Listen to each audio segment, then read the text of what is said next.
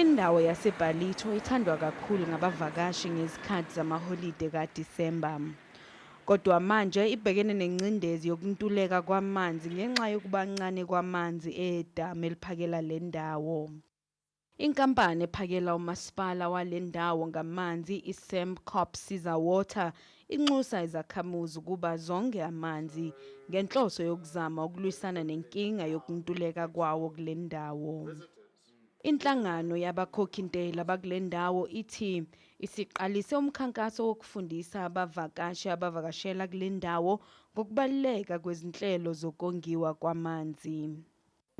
People visiting the town do not realize what the crisis is, what the impact of the crisis is, and when they leave the town, what effect it actually will have on the town. Come February, if we do not have the savings, there will be no water. Budebuduze naseBallito eShaka's Head, izakhamuzi zakulendawo zibhekene nenkinga yokuntuleka kwamanzi nazo. Ezinye izakhamuzi zithi zivalelwa amanzi kusukela ngehora lesishiyagalolunye kusihlwa kuze kube ihora lesihlanu ekuseni.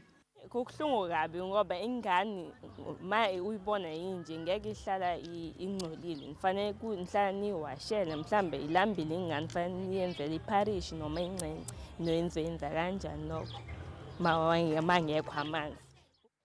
Iziphathimandla zeSaKwaZulu-Natal zizobamba umhlangano wokubhekisisa isimo kulezi insuku ezimbalwa ezizayo.